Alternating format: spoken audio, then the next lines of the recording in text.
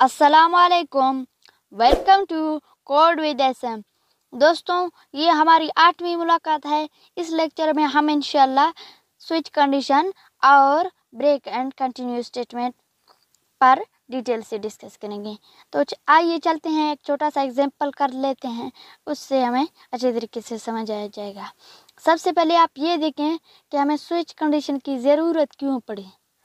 Switch condition की ज़रूरत हमें इसलिए पड़ी जब एक जगह पे आपको बहुत सारे इफ़ लगाने हो, फॉर एग्जांपल 10 इफ़ 20 इफ़ लगाने हो, तो क्या आप हर दफ़ा लिखोगे इफ़ फिर इफ़ फिर इफ़ फिर इफ़ फिर कंडीशन फिर कंडीशन फिर कंडीशन।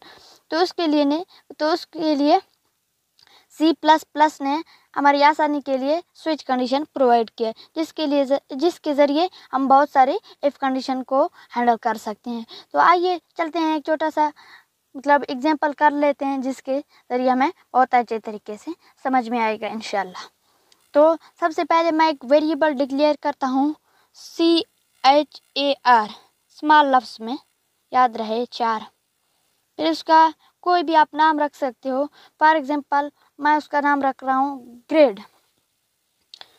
उसके बाद सेमीकोलन, फिर Cout, less than double inverted commas के अंदर प्लीज इंटर योर ग्रेड। कौन सा ग्रेड? एग्जाम वाला ग्रेड। अगर ए हुआ तो मिसाल, अब यहाँ पे एक चीज़ आ रहा है, फॉर एग्जांपल अगर ग्रेड ए हुआ, if grade equal for example A then Cout excellent, if grade equal B then Cout good, if grade equal C then Cout try to do improve your self. इसी तरह के अब देखो, यहाँ पे हमें 3 इफ़ लगाने होंगे। अगर हम स्विच कंडीशन का इस्तेमाल ना करें तो हम स्विच कंडीशन का इस्तेमाल करेंगे ताकि हमारे प्रोग्राम में आसानी पैदा हो और शॉर्ट प्रोग्राम हो।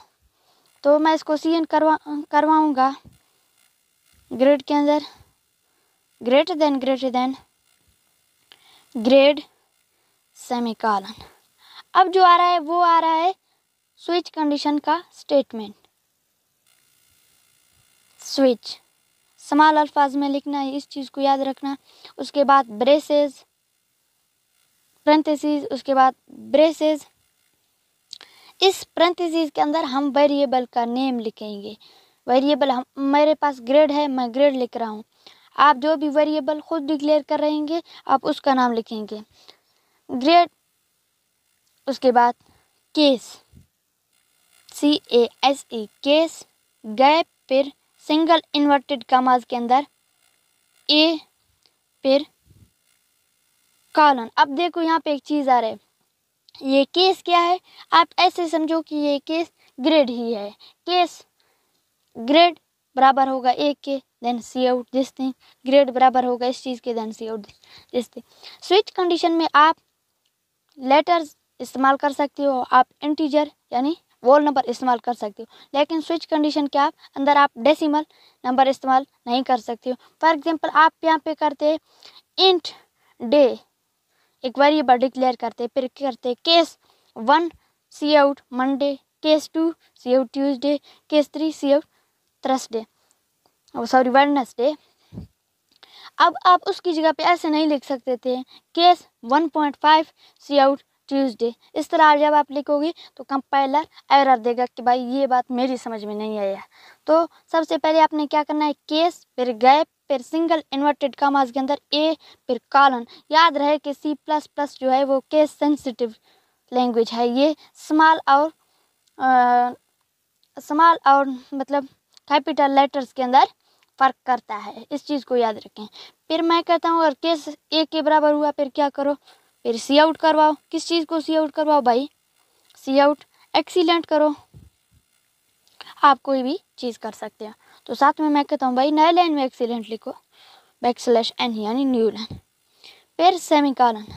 अब एक नया कीवर्ड आ रहा है BREAK, स्मॉल कैपिटल्स में BREAK, ब्रेक, उसके साथ ही सेमीकोलन।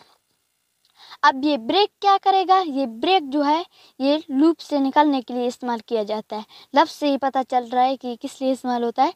ब्रेक लूप से निकलने के लिए या स्विच कंडीशन से निकलने के लिए इस्तेमाल हो जाता है।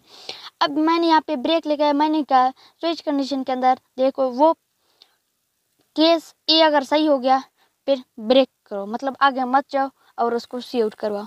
अगर केस ए गलत हो गया फिर दूसरे केस पर जाओ, उसको सी आउट करवाओ, देखो अगर वो सही हो गया तो उसको सी आउट करवाओ, अदरवाइज फिर तीसरे फिर यानी अगर केस 1 सही हो गया फिर बाकी केसेस को फेंक दो, अगर केस 2 सही हो गया फिर बाकी केसेस को फेंक दो, केस 3 सही हो गया फिर बाकी केसेस को फेंक दो। ब्रेक जो है वो लूप या स्विच कंडीशन से निकलने के लिए इस्तेमाल हो जाता है।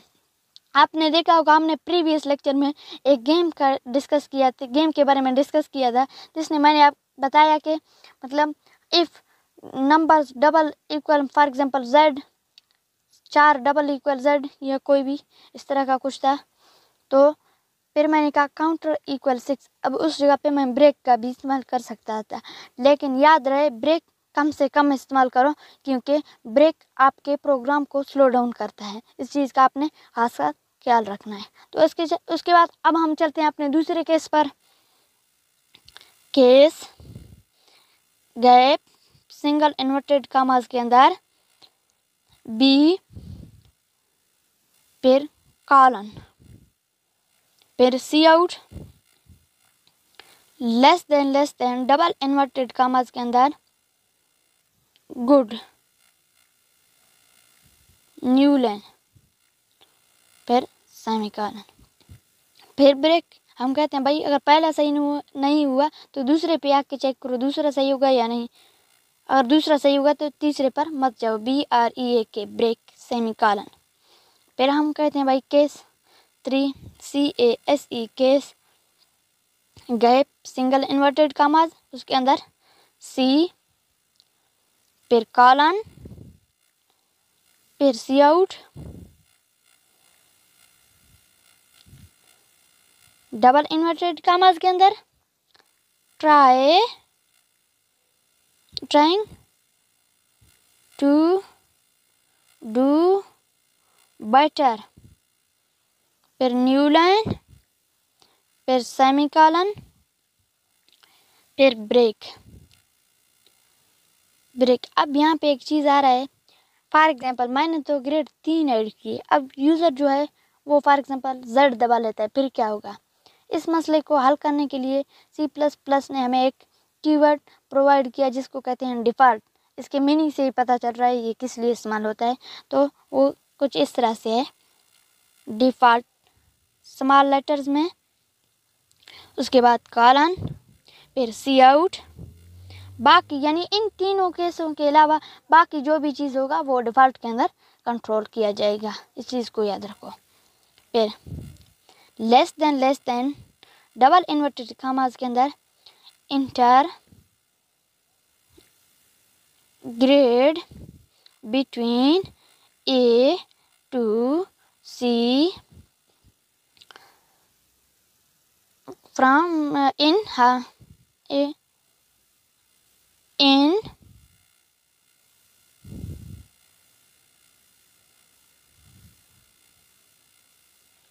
capital letters in capital letters new line semicolon. अब हमने एक छोटा सा प्रोग्राम लिखा, अब इसको रन करके देखते हैं।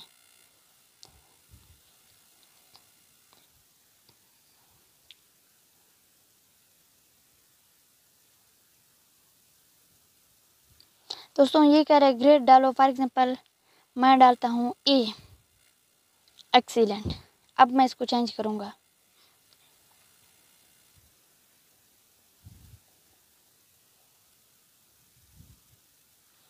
अब मैं स्मॉल A की जगह पे कैपिटल A डालूँगा।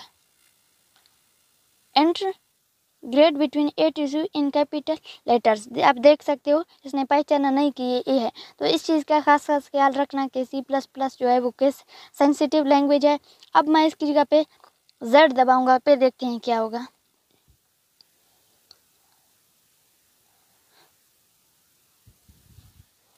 Z enter grade between A to C in capital letters. दोस्तों अब हमने एक छोटा सा प्रोग्राम लिखा, उसको डिटेल में डिस्कस की। अब आप अगर ब्रेक से कंफ्यूज हैं तो एक बार एक छोटा सा प्रोग्राम लिखो, उसके अंदर ब्रेक ऐड नहीं करो, फिर आप देखो कि उसके साथ क्या होता है उस प्रोग्राम में। दोस्तों अब हम जाएंगे कंटिन्यू स्टेटमेंट पर। तो एक छोटा सा प्रोग्राम लिखेंगे, उस एग्जाम्पल के ज़रिए हमें अच्छी तरीके से समझ आ जाएगा। तो मैं यहाँ पे एक लूप डिक्लेयर करूँगा, for loop, for int counter equal 1 semicolon, counter less than और इक्वल टू 100 सेमीकोलन, फिर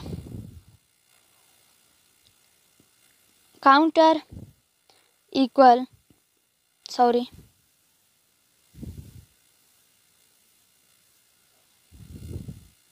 काउंटर प्लस 1। अब मैंने क्या कहा, काउंटर की वैल्यू निकालो, जो भी वैल्यू होगा उसके साथ एक 1 ऐड करो। अब मैं इसको शॉर्ट फॉर्म करके लिखता हूँ, आप लोगों की मर्ज़ी, ये मेथड भी सही है, वो मेथड भी सही है, आप लोगों की मर्ज़ी, आप जिस मेथड में भी लिखो। मैं लिखूँगा काउंटर प्लस प्लस, क्योंकि बहुत दफ़ा लिखना है तो इतना मेरे हाथ से नहीं होता है, साफ बात है भाई। उसके बाद मैं यहाँ से ब्रेसेस ओपन करूँगा, इफ़ लगाऊँगा एक स्टेटमेंट, इफ़, उसके बाद parenthesis counter modulus 3 double equal 0। अब हमने क्या कहा कि काउंटर को, मतलब काउंटर की वैल्यू से अगर 3, वो वैल्यू काउंटर जो 3 के साथ हम मॉड करें उसका आंसर 0 आ जाए, उसको कंटिन्यू करो, यानी उसको स्किप करो। कंटिन्यू का मतलब ये है उस चीज़ को छोड़ दो प्रोग्राम के अंदर से, उस चीज़ को प्रिंट ना करो। इस एग्जांपल से इंशाल्लाह आपको अच्छे तरीके से समझ में आ जाएगा।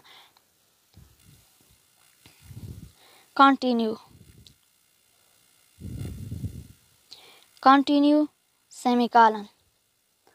अब हमने क्या कहा, अगर नंबर मॉडुलस 3 हो, उसका आंसर 0 आ जाए तो उसको कंटिन्यू करो, छोड़ दो, यानी उस नंबर को स्किप कर दो जो मतलब 3 से डिवाइड हो जाता है, उस नंबर को स्किप करो। उसके बाद हमने क्या कहा, सी आउट लेस देन काउंटर को प्रिंट कराओ, उस नंबर को छोड़ दो, फिर less than double inverted commas के अंदर न्यू लाइन, फिर सेमीकोलन।